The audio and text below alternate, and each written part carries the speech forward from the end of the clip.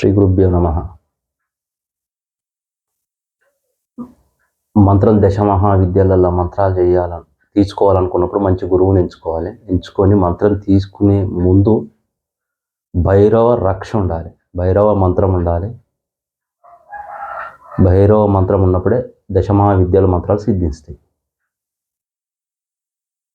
శత్రుబాధలు కానీ, గ్రహబాధలు కానీ, ప్రతిదానికి భైరవుడు రక్ష. మనకు భైరవ మంత్రం సిద్ధి ఉన్నదంటే రక్ష.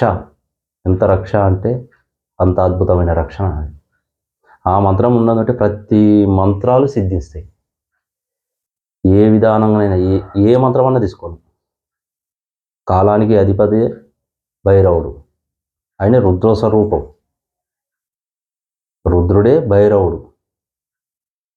ఆ భైరవుని గురించి చెప్పాలంటే వీడియోలు ఎంత అవుతుంది. మనకు మంత్రం గురించి చెప్పుకొని, మంత్రం గురువు దగ్గర చెప్పుకొని, మంత్రం యంత్రం రెండు తీసుకొని మంత్రం సిద్ధించిన తర్వాత అమ్మవారి మంత్రం ఏ మంత్రం అయితే కావాలో ఆ మంత్రం మీరు గురువు దగ్గర తీసుకోండి.